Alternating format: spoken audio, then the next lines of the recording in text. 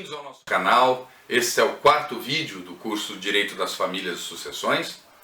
Para você que está assistindo esse vídeo e não assistiu os anteriores, meu nome é Giovanni Nicolic, sou advogado especialista em Direito das Famílias e Sucessões, membro do IBDFAM, e estamos aqui realizando um curso completo de estudos, desde o casamento, disposições gerais, etc., até o livro de o livro de sucessões.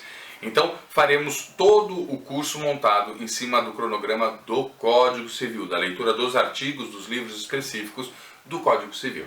Tá bem?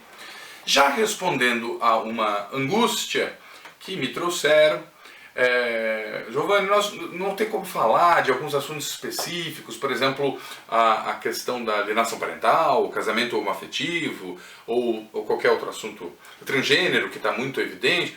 Claro, sim, mas não neste momento. Primeiro nós cumpriremos essa grade exposta e trazida aqui, pelo cronograma do Código Civil e posteriormente, aí sim, aí nós traremos vídeos específicos sobre assuntos determinados, tá bem?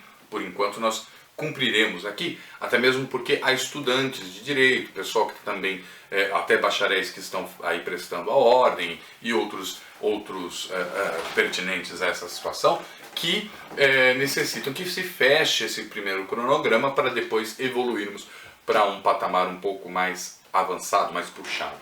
Tá bem?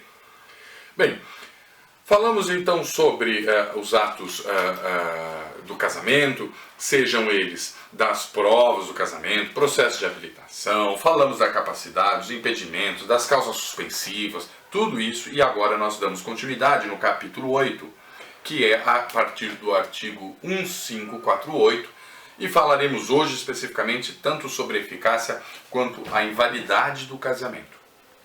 Aqui precisamos já começar a tomar um pouquinho mais de atenção, um pouquinho mais de cuidado na concentração, que agora há algumas situações que são mais difíceis de compreensão, tem mais vírgulas, tem muitas situações aqui que são trazidos os conhecimentos, os entendimentos por analogia, tem muitas situações aqui agora que valem a pena a gente aprofundar esse conhecimento. Então querem fazer uma leitura paralela, querem fazer um aprofundamento, perfeito, esse já é o momento. Vamos lá.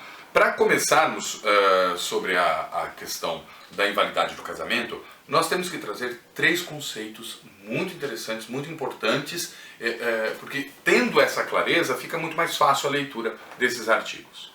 Vamos trazer o conceito de nulo, anulável, isso está no código, certo? E sobre também o inexistente. Mas o inexistente, que artigo está isso? Não, nós não veremos aqui no Código Civil. Vamos trazer como conceito. O que é nulo, anulável, e aí depois o inexistente. Nulo é aquele casamento que infringiu a questão legal, a disposição legal, o dispositivo legal, a lei, a determinação do que está no próprio Código. Então vamos supor, nos impedimentos, tá? Então nós estamos falando de uma situação mais séria, menos maleável, ou menos maleável não, vou até melhorar, não maleável.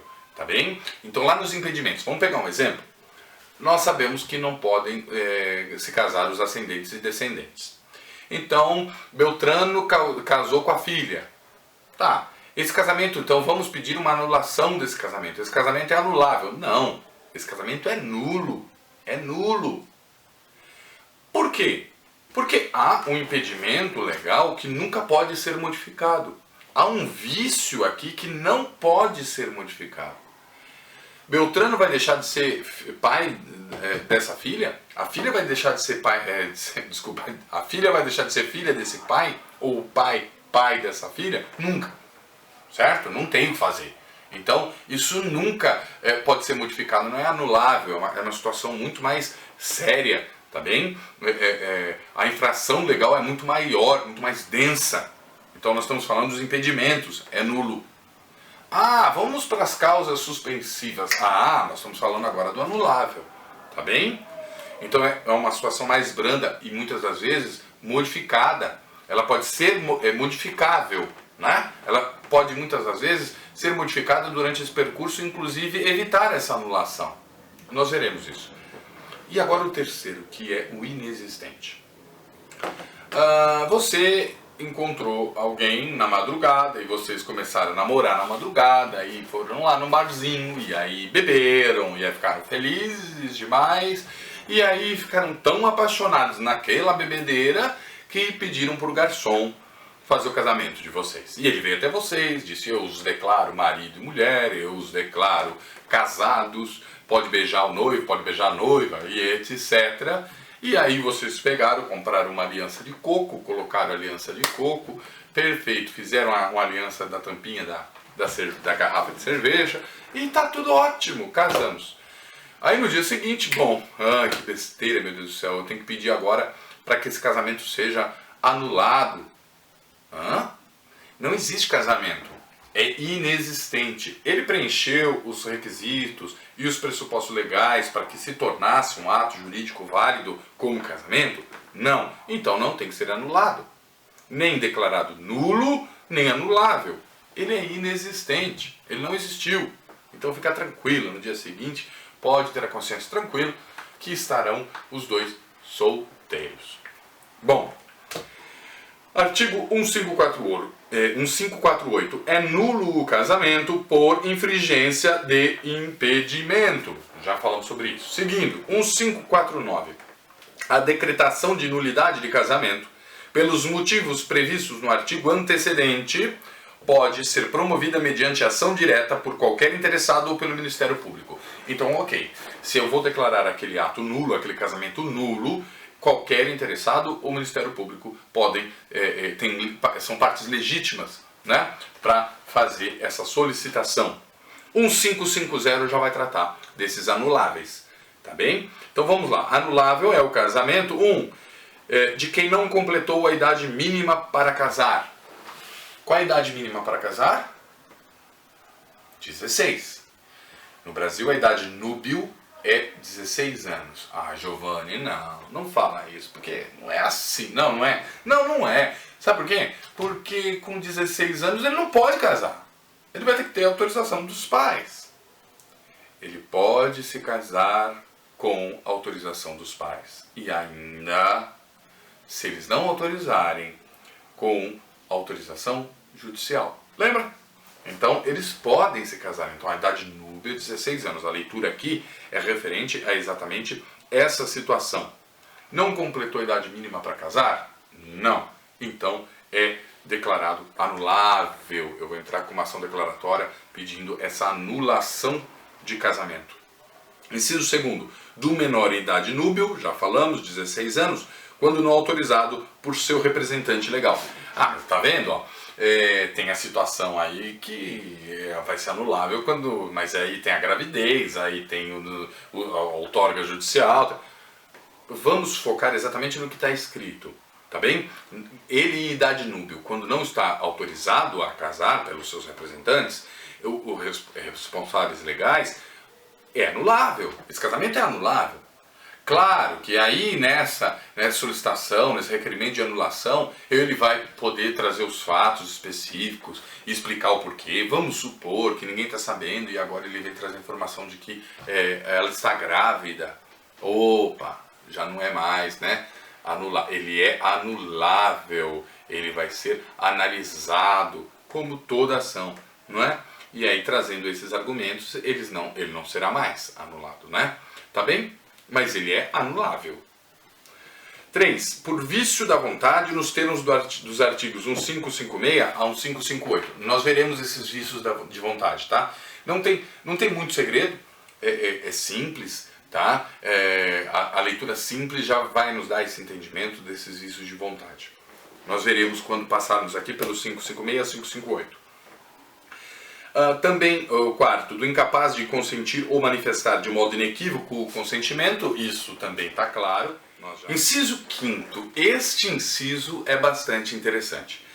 Olha, veja só, nós falamos no vídeo anterior sobre a questão da procuração pública para o casamento, certo? Então quer dizer que eu posso me casar via procuração pública? Posso. Tenho um mandatário? Posso. Eu estou correndo aqui porque nós já vimos isso antes, né? Então posso. Então João casou-se com Maria, Maria se casou aí através de procuração pública. Perfeito. Então ela teve um mandatário que foi o seu primo João, tá? E aí, então, ele foi lá e celebrou o casamento, realizou o ato, finalizou, concretizou o ato jurídico e eles se tornaram marido e mulher, nesse caso. Tá bem? Perfeito. Só que ela tinha revogado essa procuração um dia antes, 2 dias antes. Como é que revoga essa procuração? Via outra procuração pública, somente assim. Também já vimos isso. Certo, então revogado, a gente chegou a ver isso, é verdade, porque essa é uma situação que é inclusive passível de reparação por perdas e danos. Exatamente, era exatamente esse exemplo, né? Aí ele não ficou sabendo, ela não avisou ninguém, casou, tá tudo lindo, maravilhoso, os parentes estão lá, os padrinhos, a tia que morava lá e não sei aonde, né? Veio, tá tudo certo. Isso tudo causou um dano ali, causou uma situação vexaminosa, etc., que entrou aí a uma reparação de perdas e danos. Nós estamos falando da mesma coisa? Sim. Esse mesmo fundamento, esse mesmo pensamento traz aqui a situação de ser passível de anulação. Pode ser anulado? Pode.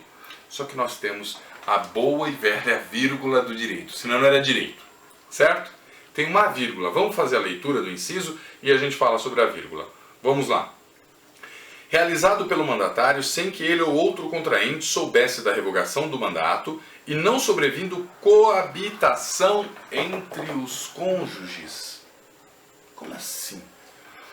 João e Maria estavam se casando e a Maria revogou a procuração e não avisou ninguém. Ou seja, João e Maria então fizeram essa situação, ela está ali com a procuração pública, etc. E aí ela não quis avisar, né? Fiquei sem graça, vou avisar, tinha um monte de gente lá, tinha, sei lá, tem um monte de fotos, né? Tem um monte de situações lá, e eu não sei, eu tô sem graça, não quero fazer isso. Aí ela olha direito pra ele, acho que ele é bonitinho, eu vou ficar com ele um pouquinho mais, e aí vai se estendendo, aí a viagem de lua de mel já tá paga, então nós vamos pra Grécia, deixa eu ir pra Grécia, aproveitar, aí tem a noite de núpcias, aí volta pra casa, aí chega em casa, ele faz um belo jantar, e passa um dia, mais uma semana ela recebeu flores, aí ela vai pensar isso depois e quer pedir anulação do casamento. É possível? Não mais. Por que não é possível? Porque quando houve essa coabitação, esse entendimento todo, houve aqui a ratificação desse desejo do casamento. Isso é mais importante, está ratificando, né? Está dizendo que ela quer mesmo, está demonstrando que eu quero, independente do que tenha acontecido antes e qual a outra situação, aqui resolveu. Então agora não é mais passível de anulação. Tá bem? Bom, continuando. Por incompetência da autoridade celebrante, isso nós veremos um pouco adiante, nós temos até um espaço de tempo aqui, um prazo específico, né, para podermos pedir a anulação de cada um desses incisos, dessas situações, e esta é uma que é mais longa, nós temos aí 2 anos, inclusive. O que é que funciona nesse sentido? Ele não era judicialmente preparado, não tem aqui o amparo legal para realizar um casamento, tá bem? Mas ele era considerado como se fosse e praticou o ato do registro civil, vai ser válido. Nós veremos isso aqui em artigo específico, tá bem? Se ele não é autoridade judicial competente para o ato, mas é considerado como se fosse, e inclusive isso vai se fazer constar em registro civil, isso será válido. A grosso modo, por enquanto, incompetência de autoridade celebrante é uma situação passível de anulação. Ok? Parágrafo 1º. Equipara-se a revogação e invalidade do mandato judicialmente decretada. 2. Pessoa com deficiência mental ou intelectual em idade núbil poderá contrair matrimônio, expressando sua vontade diretamente ou por meio de seu responsável ou curador. Sem dúvidas quanto a essa leitura, né? Continuando, 1551. Não se anulará por motivo de idade o casamento de que se resultou gravidez. Aqui é um entendimento bastante claro, né, do legislador. Se lá atrás ele disse que, olha, ele tem 16 anos, não pode se casar, mas aí resultou, só que pode, em estado gravídico, aqui vai valer a mesma situação. Não, não pode, é anulável. Opa, tem gravidez. Vai voltar àquele estágio, né, daquele entendimento anterior que nós discutimos, por exemplo, no vídeo anterior. Então, aqui é uma situação que não cabe mais anulação, porque agora já tem a gravidez. Certo? 1552, a anulação do casamento dos menores de 16 anos será requerida pelo próprio cônjuge menor, por seus representantes legais ou por seus ascendentes. Vamos continuar a leitura, que nós já falamos disso aqui, vai complementar. O menor que não atingiu a idade núbil poderá, depois de completá-la, confirmar seu casamento com autorização de seus representantes legais, se necessária, ou com suprimento judicial. Isso também é uma situação que a gente já falou, exemplificou, então podemos seguir. 1554. Subsiste o casamento celebrado por aquele que, sem possuir a competência exigida na lei, exercer publicamente as funções de juiz de casamentos e, nessa qualidade, tiver registrado o ato no registro civil. Falamos disso agora há pouco e aqui já está expresso, né, na inteligência do artigo 1554. 1555. O casamento do menor em idade núbil, quando não autorizado por seu representante legal, só poderá ser anulado se a ação for proposta em 180 dias por iniciativa do incapaz, ao deixar de sê-lo dos seus representantes legais ou de seus herdeiros necessários. É claro que aqui agora já começa a ter um outro entendimento e uma analogia, né? Tá bem, então os representantes legais que souberam que a filha casou e o filho casou e eles estão em idade núbil e ele não daria essa permissiva, não há gravidez, não há outros fatores específicos que eles vão poder solicitar aí por suprimento, por outorga, né, judicial. Vamos fazer uma suposição. E aí então eu sou o pai. Eles se casaram aos 16 anos, tem um ano já eles se casaram e agora estão já com 17 anos. Eu descubro hoje, havendo descoberto hoje, há um outro entendimento que eu posso trazer exatamente este fato. Sim, a lei determina 180 dias do casamento, da realização. Porém, eu tenho aqui o conhecimento neste exato momento. E havendo neste exato momento, é como, por exemplo, o direito sucessório. Aquele que é o legatário, o que é herdeiro, que descobriu por testamento que ele tinha uma parte da herança, ele tem o período de 10 anos para fazer o seu requerimento da sua quota-parte, né, do seu quinhão. A partir de quando? A partir do momento que ele está sabendo, ele descobriu o testamento hoje, é a mesma. Então vale essa analogia para ser trazida para este entendimento, tá bem? Obviamente que se a filha, eu demorei 2 anos para descobrir, e os filhos agora estão maiores, então eles têm 18 anos, óbvio, já precluiu esse direito, né, como parte legítima para ingressar com essa declaratória de anulação. Bem, seguindo então, o parágrafo 1º. O prazo estabelecido nesse artigo será contado do dia em que cessou a incapacidade, no primeiro caso, a partir do casamento no segundo e no terceiro a morte do incapaz. Acabamos de falar sobre esse pensamento paralelo. Parágrafo 2º. Não se anulará o casamento quanto à sua celebração quando houverem assistido os representantes legais do incapaz ou tiverem, por qualquer modo, manifestado sua aprovação. Lembra do exemplo que eu disse? Disse até do WhatsApp, ou eles participando da festa? É exatamente essa situação, tá bem? Bom, artigo 1556. O casamento pode ser anulado por vício da vontade se houver por parte de um dos nubentes, ao consentir, erro essencial quanto à pessoa do outro. Giovanni, o que é esse erro essencial? O que é esse vício da vontade? Eu vou dar um Google, dá uma pausa aqui que eu vou dar uma procurada na literatura. Calma. O artigo seguinte já vai nos trazer essa inteligência. Tá? O legislador, ele aqui levantou a bola para cortar no artigo seguinte. Vamos lá. 1557. Considera-se erro essencial sobre a pessoa do outro cônjuge. Inciso 1. O que diz respeito à sua identidade, sua honra e boa fama, sendo esse erro tal que seu conhecimento ulterior torne insuportável a vida em comum ao cônjuge enganado. Então quer dizer que o João tinha um irmão gêmeo que era o Frederico, e aí na hora de casar foi o Frederico que casou comigo. Perfeito. Vamos continuar. O 2. A ignorância de crime anterior ao casamento, que por sua natureza torna insuportável a vida conjugal. Eu casei com o Mário, e o Mário, depois eu descobri que ele era serial killer, e ele tinha assassinado aí 19 pessoas no bairro, a facadas. Claro, passivo de anulação, tá bem?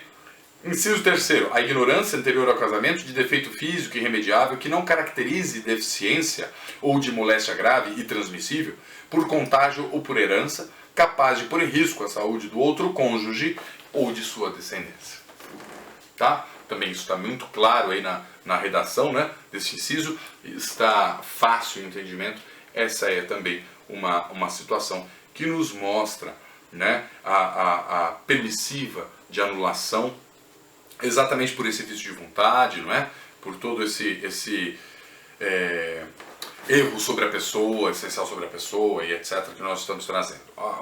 Para isso nunca mais fugir do nosso entendimento, quando a gente fala sobre esse erro essencial que traz para nós esse vício da vontade, nós temos que pensar o seguinte: o que eu não sabia depois, se eu soubesse neste momento, não casaria. Tá? Isso afronta minha honra, isso afronta moral e algumas situações nesse sentido que não me fariam casar com essa pessoa. Eu só casei porque ele me escondeu disso. E aí, então eu namorei o José, que era um padeiro, incrível e maravilhoso, carinhoso e etc. E de repente eu descobri que ele não vendia pão, ele era traficante.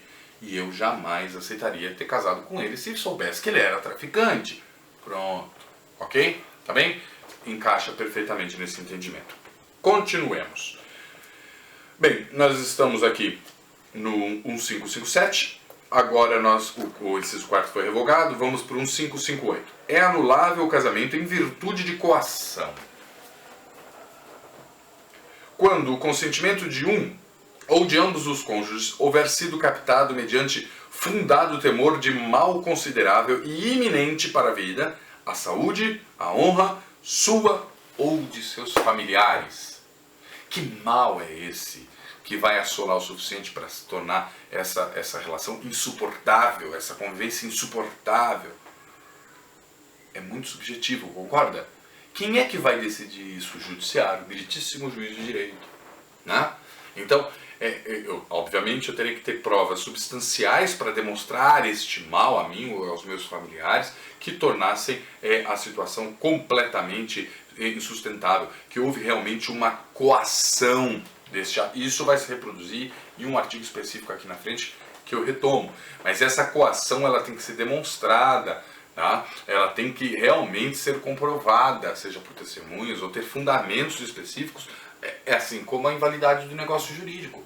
O negócio jurídico, por exemplo, que vai ser considerado nulo exatamente por coação. Nós temos aqui um entendimento muito parecido, né? Então tem que ter essa fundamentação muito sólida, tá bem? Bom, 1559. Somente o cônjuge que incidiu em erro ou sofreu coação pode demandar a anulação do casamento, mas a coabitação, havendo ciência do vício, valida o ato, ressalvadas hipóteses tais. De novo a mesma situação. Eu fui coagido, ela me coagiu, ela fez, sei lá, pôs uma arma na cabeça, ela disse que mataria minha avó, ela disse que... Tá bom. E aí depois eu casei, e aí eu continuei casando, e tá tudo bem e tal. Calma. Existem duas situações diferentes. Uma é ter deixado pra lá e coabitei, e aí depois eu quero falar sobre isso. Outra é essa coação ser contínua, tá bem? Havendo uma justificativa, que uma demonstração de continuidade nesse ato, tá? É lógico que nós estaremos aqui demonstrando e trazendo fundamentações suficientes para demonstrar que eu só não pude, tá? Pedir essa anulação do casamento porque ainda corria risco iminente de morte, seja a mim, ou algum parente, ou algum mal muito sério, ou alguma situação, tá? Muito pesada, muito danosa, tá bom? Bom, continuando aqui. 1560, o prazo para ser intentada a ação de anulação do casamento. Bom, nós temos alguns prazos aí específicos, seja de 180 dias, 2 anos, 3 anos, 4 anos. Por exemplo, com a ação 4 anos. Mas agora vamos trazer aqui um outro pensamento que é o mesmo sobre os atos ilícitos, tá? Do negócio jurídico, que nós podemos trazer o entendimento da coação. Bom, do que falamos aqui? Se há uma coação, essa coação é contínua. Se você entrar com uma ação declaratória pedindo anulação do casamento, eu vou matar a sua mãe. No dia que você entrar, eu mato. Bom, tá bom. Aí a mãe morreu. A mãe morreu. E aí ela entrou com a ação. Só que já tem 10 anos, passaram-se aqui dos 4 anos. Qual é o meu fundamento exatamente? Que o ato, que o que me afastava, o que me impedia por coação, acabou ocorrendo, né? Ou ainda o próprio cônjuge morreu, agora eu vou pedir essa anulação. Ah, tá bem, mas aí agora... Então, é que ainda existia, tinha uma continuidade desse ato, né? Dessa ameaça, dessa coação, o que me impedia. Então, juridicamente, tem muita força e é muito válido para ser utilizado aí em paralelo, tá bom? Por analogia. Bom, nós temos aqui alguns parágrafos, etc., sobre os prazos e sobre esses fatores, sobre o casamento, sobre o conhecimento, etc. Uma leitura simples resolve. 1561. Embora anulável ou mesmo nulo, se contraído de boa fé por ambos os cônjuges o casamento, em relação a estes, como aos filhos, produz todos os efeitos até o dia da sentença anulatória. Digo mais, aos filhos serão sempre resguardados, como a gente já disse, os efeitos jurídicos, serão herdeiros dessa relação, né? Terão aí na sua certidão, por exemplo, de nascimento, vai constar o nome de quem? Eles são filhos dele, mas aquele casamento, vamos supor que isso foi considerado nulo. Então casou irmão com irmã, é nulo, né? Tá lá no impedimento, casou irmão com irmã, vamos nulo, e aí vai retroagir até a data daquele casamento, ou seja, suma com esses filhos, não dá, né? Existiram os filhos, e agora essas pessoas aqui, essas crianças, esses herdeiros, eles têm os seus direitos garantidos, não é isso?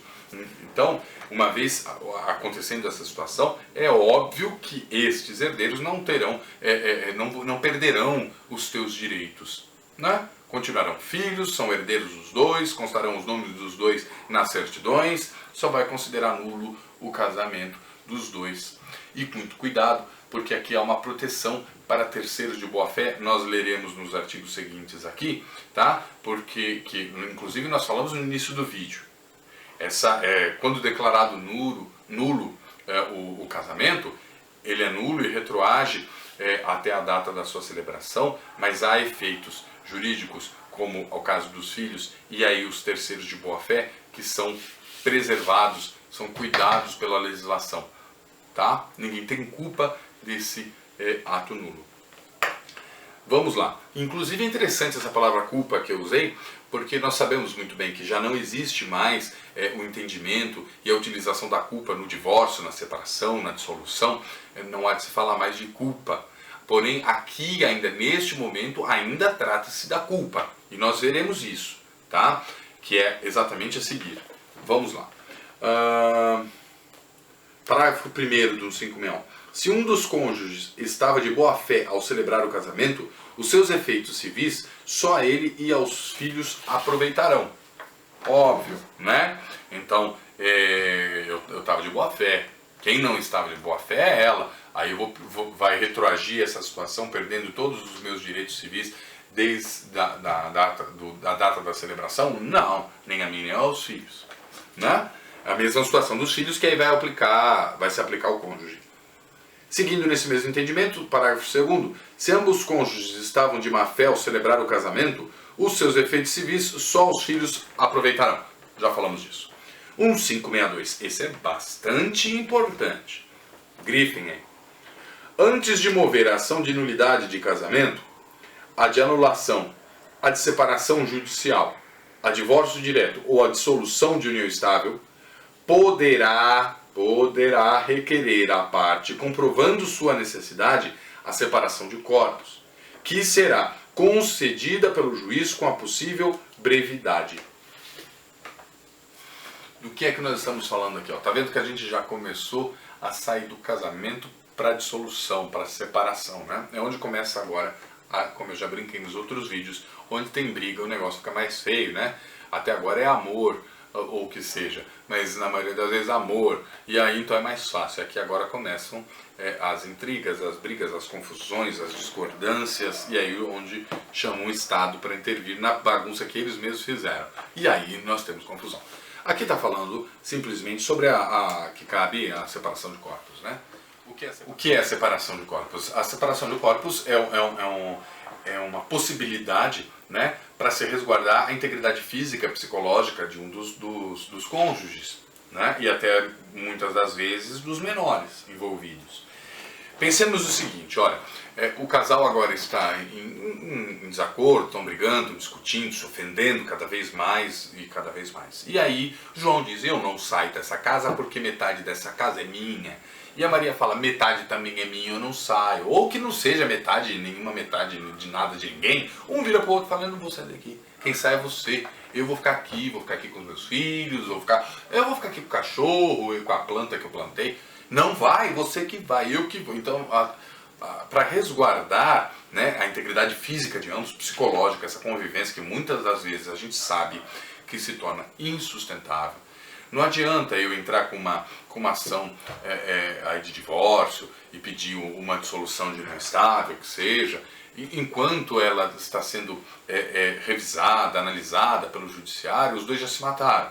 Muitas das vezes, infelizmente, nós sabemos que as situações, brincadeiras à parte, são muito sérias, muito tristes, muito danosas. Não só os dois, inclusive, e principalmente aos menores. Queridos doutores e doutoras, eu tenho uma insatisfação e um desabafo muito grande, que é uma preocupação em 90% dos casos, infelizmente, da irresponsabilidade desses pais que decidem se divorciar, separar, brigam, se matam, se xingam, tá bem? Inclusive na presença dos menores. Eles esquecem que há crianças ali, eles esquecem da responsabilidade deles com estas crianças. E muitas das vezes, por menor que seja o desafeto, isso afeta 50 vezes mais essas crianças.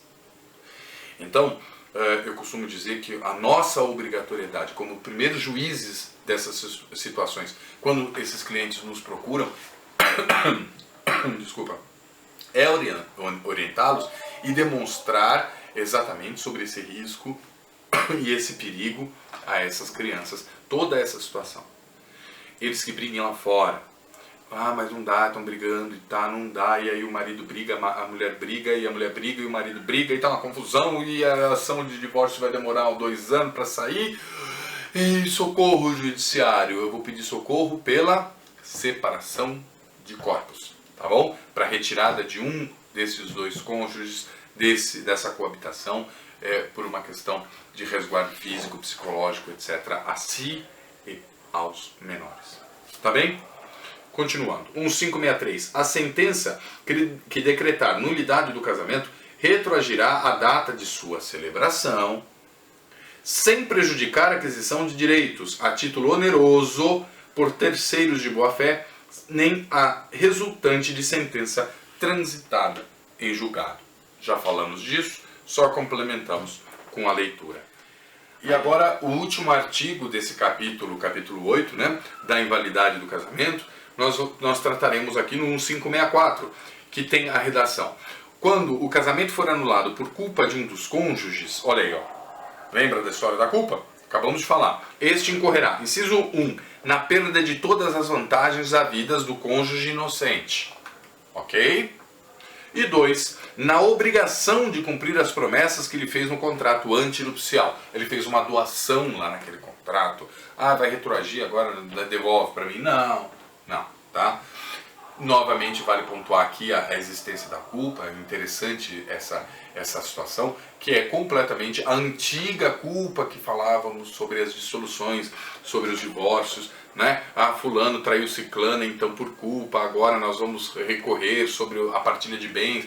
Não, isso não existe mais lá. Aqui existe sobre essa eficácia, sobre essa validade do casamento, né? Então, se eu fui o culpado, fulana que casou-se comigo não terá prejuízo, né? Se eu estou sabendo, eu estou agindo de má fé, obviamente que eu não terei os direitos, né, adquiridos aí na constância do casamento ou lá mencionados no nosso pacto antinupcial e etc. Tá bem?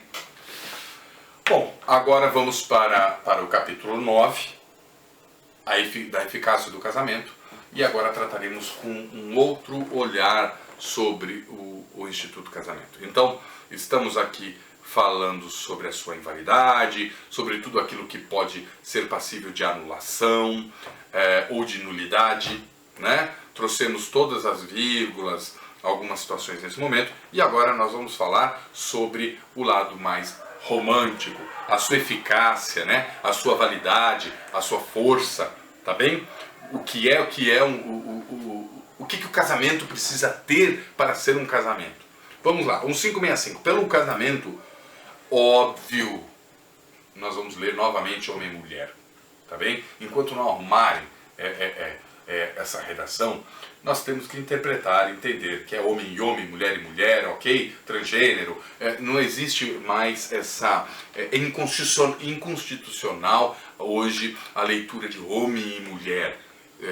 O casamento homoafetivo é completamente válido e legal, né? E legal, tá bem? Vamos lá. Da eficácia do casamento, 565.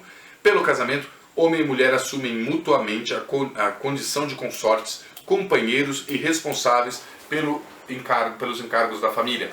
Nós estamos agora começando a tratar já, isso aqui começa já a rascunhar o poder familiar. Tá? E isso é muito importante de nós entendermos, porque isso é matéria de muita dúvida, de muita discussão, porque quando é que se perde o poder familiar, hipóteses em que se perde, o que é o poder familiar, aqui entra em guarda compartilhada, guarda unilateral, guarda alternada, enfim, o que é o poder familiar. Nós precisamos entender isso, porque aqui na frente nós não podemos ter discussão sobre isso. Não dá para se falar que aquele que tem, o pai tem a guarda no lateral e a mãe não tem controle sobre nada. Como é que é? Volta um passo atrás, nós estamos começando a rascunhar aqui o poder familiar. Tá? Isso é constitucional. O que é esse poder familiar, de onde ele nasce, por que ele nasce, quais são meus direitos, meus deveres, minhas obrigações. É muito importante ter isso, que lá na frente não teremos nenhuma dúvida, ok? Bom, parágrafo 1º. Qualquer dos nubentes, querendo, poderá acrescer ao seu sobrenome ou do outro. Ou seja, casou-se homem e homem, pode um adicionar o sobrenome do outro, mulher e mulher, homem e mulher, eu adiciono dela, ela adiciona o meu e por aí vai. Essa permissiva. E nós já tratamos disso, não tenho certeza, mas acho que no vídeo número 3 ou 2. Enfim. 2. Parágrafo 2º. O planejamento familiar é de livre decisão do casal. Prestem muita atenção, porque parece uma leitura simples, mas isso aqui tem uma profundidade muito interessante.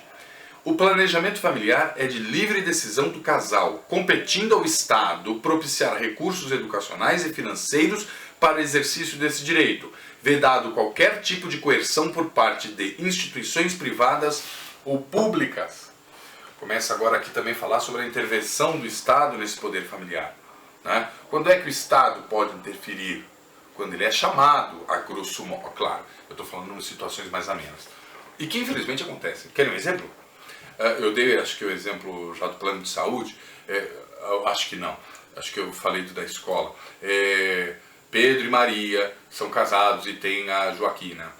Pedro acha que ela tem que ter um plano de saúde a 1000 e ela acha que tem que ter Sul-América. Ah, não, é a 1000, a Sul-América a 1000, Sul-América a 1000, Sul-América, então eu vou pedir o quê? Vou entrar em juízo e pedir para o juiz decidir. Posso fazer isso? Posso. Intervenção do judiciário. E o judiciário vai olhar os dois e falar, ok, o melhor plano é o Sul-América, ou esse, ou nenhum desses dois, esse terceiro. tá? Existe essa competência, existe esse poder, tá? Essa permissiva que é dada aí através do desacordo dos pais em prol dos menores, tá bem? Havendo divergência, sempre pode se chamar o judiciário, e isso acontece muito. Bem, vamos agora ao artigo 1566.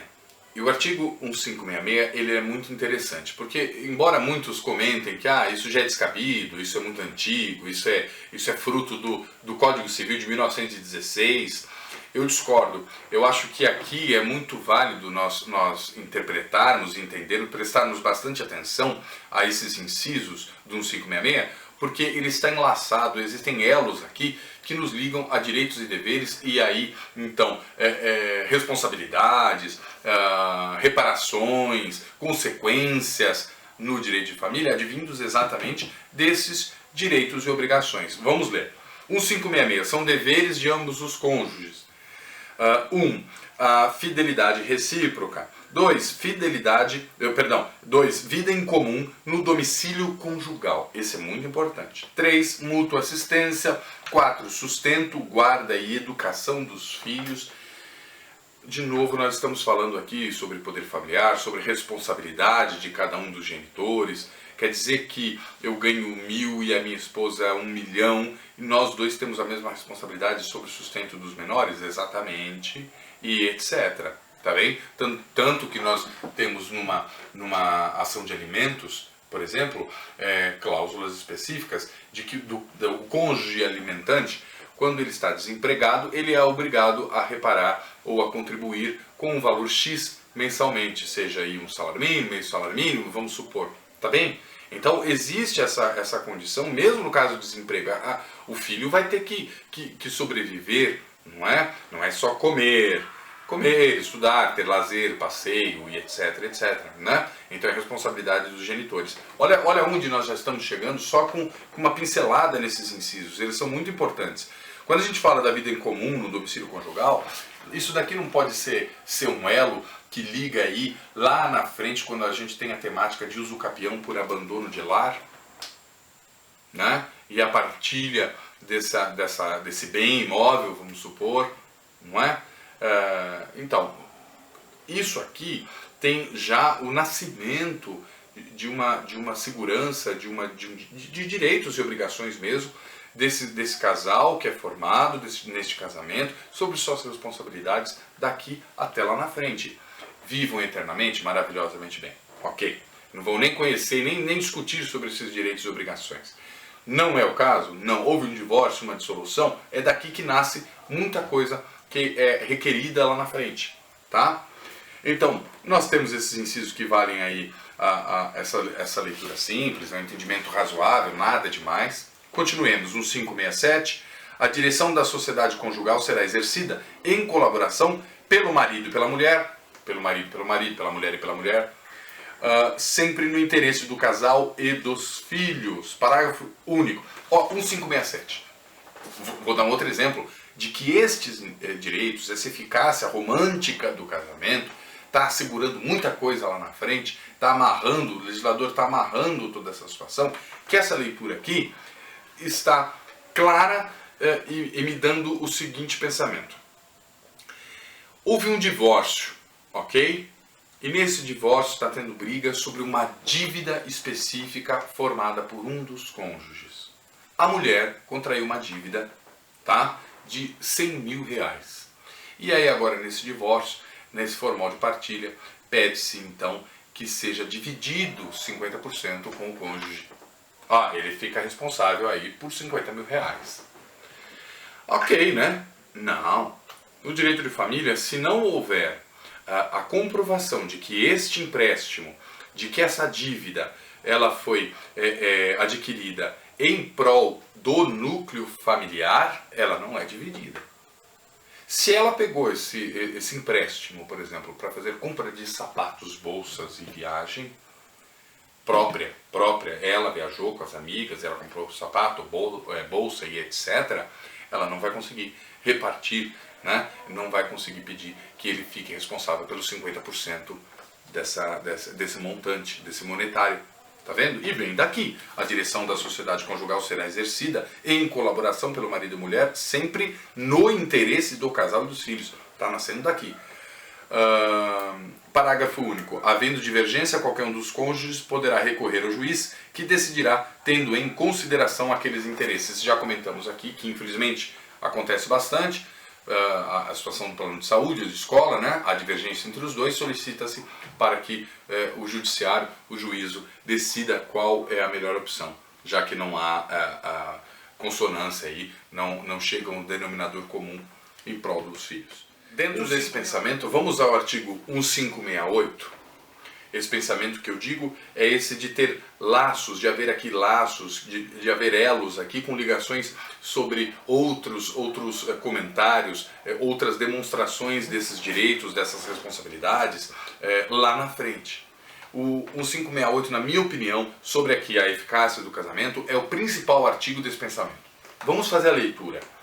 Os cônjuges são obrigados a concorrer na proporção de seus bens e dos seus rendimentos do trabalho para o sustento da família e a educação dos filhos, qualquer que seja o regime patrimonial. Eu não entendi, tem ligação com o quê? Está nascendo aqui um direito, um fundamento, uma demonstração, a inteligência de um artigo, de um dispositivo legal, que vai falar sobre uma coisa muito atual. Nós temos hoje o trinômio. O que é o trinômio? O trinômio, já advém do nome, são 3 princípios, né, que caracterizam essa situação. Esses 3 princípios estão regados aí à questão de alimentos, né? Ela está, então, o alimentante, vamos supor, a mãe e o pai, a criança, tá? A criança está na guarda do pai, tá, do genitor, e aí agora a genitora precisa pagar valores alimentícios. Tá bom? Vamos calcular. Como é que calculávamos antes? Nós tínhamos o binômio, certo? Que o binômio é o quê? Necessidade mais possibilidade, certo? Versus possibilidade. Então a criança tem uma necessidade, um custo médio de R$5.000 mensais, tá bom? E a mãe, a genitora, ela trabalha e ganha só R$1.000 mensais. E o pai desempregado não está faturando, não tem percebimento nenhum. Tem como suprir a necessidade dessa criança? Esses dois? Não, claro que nós agora temos outras possibilidades, em alimentos avoengos, né? Tem várias outras situações, mas vamos aqui ficar só no entendimento caso então o pai tenha faturamento e a mãe também. A mãe recebe R$1.000 por mês, o pai recebe R$10.000 por mês, tá? E o custo da criança R$5.000. Antes, através do binômio, existia essa situação que eu comentei. Agora, com esse trinômio, nós temos a necessidade, a possibilidade e a proporcionalidade. Então, necessidade, o custo do menor, a possibilidade, qual é o faturamento desses genitores, e a proporção. Nós vamos achar uma proporção aqui, é uma proporção matemática, tá? Ou seja, se o custo é de 5.000 desse menor, o pai está faturando aqui 10.000 e a mãe 1.000, ele está faturando 10 vezes mais do que a mãe. Então há de se achar aqui um valor numérico, vamos colocar aproximado aí, a genitora contribuía com R$450 e ele com 4.500, tá? É aproximado, só para ficar mais fácil o entendimento.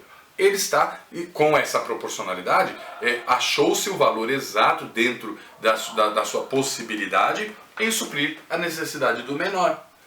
Tudo isso que nós estamos falando, toda essa logística, essa filosofia, né, esses fundamentos, esses princípios legais, eles estão claramente trazidos aqui no 568, onde nós estamos falando da proporção de responsabilidade dos dois, independente do regime patrimonial. Nós estamos falando agora das obrigações com o menor, com as crianças, com os filhos, né, do poder familiar e etc. Tá bom? Vamos seguir. 1569. O domicílio do casal será escolhido por ambos os cônjuges. Ó, nós falamos isso anteriormente, né? Olha, mas um e outro podem ausentar-se do domicílio conjugal para atender a encargos públicos, ao exercício de sua profissão, interesses ou interesses particulares relevantes. Estamos falando exatamente da questão da sua obrigação ali dentro deste lar, dessa casa, da sua responsabilidade, sobre um futuro uso capião por abandono de lar, tá? existem aqui direitos que estão começando a ser resguardados para caso de alguma confusão lá na frente, ou não, né? Temos também o direito sucessório que vai aparecer posteriormente, né? Seguimos. 1570. Se qualquer dos cônjuges estiver em lugar remoto ou não sabido, encarcerado por mais de 180 dias, interditado judicialmente ou privado, episodicamente, de consciência, em virtude de enfermidade ou acidente, o outro exercerá com exclusividade a direção da família, cabendo-lhe a administração dos bens. Novamente estamos falando sobre o poder familiar. Né? Diversos foram os exemplos, aqui demonstra a situação de que isso é equitativo, seja casados ou não, tá bem? Estou falando agora quanto à responsabilidade dos menores, novamente, já demos exemplos sobre isso. Então é interessante que aqui na eficácia do casamento finaliza todo esse preceito, esses fundamentos iniciais, para depois agora ingressarmos já no capítulo 10, que é a da dissolução da sociedade e do vínculo conjugal. Trouxemos até aqui uma preparação, aqui é a fundação da casa, né? Agora nós vamos erguer. Isso eu digo na questão de filosofia mesmo do direito de família. Até aqui nós explicamos o porquê é que lá na frente nós teremos este ou aquele direito, esta ou aquela responsabilidade ou consequência, tá bem? Enfim, agradeço a todos pela participação no nosso canal, assistirem nossos vídeos, muitos estão compartilhando, indicando, perguntando, ficamos extremamente satisfeitos. Muitos professores, colegas estão repassando a seus alunos, indicando. É essa a ideia deste nosso projeto, desse estudo de direito das famílias e sucessões. Quero que todos continuem sendo bem-vindos. Até o próximo vídeo, o vídeo número 5, onde iniciaremos aí pela dissolução já da sociedade conjugal, tá bem? Deem o seu like no vídeo, inscrevam-se no canal caso ainda não sejam inscritos, ativem as suas notificações aí no sininho do YouTube e até a próxima aula. Obrigado!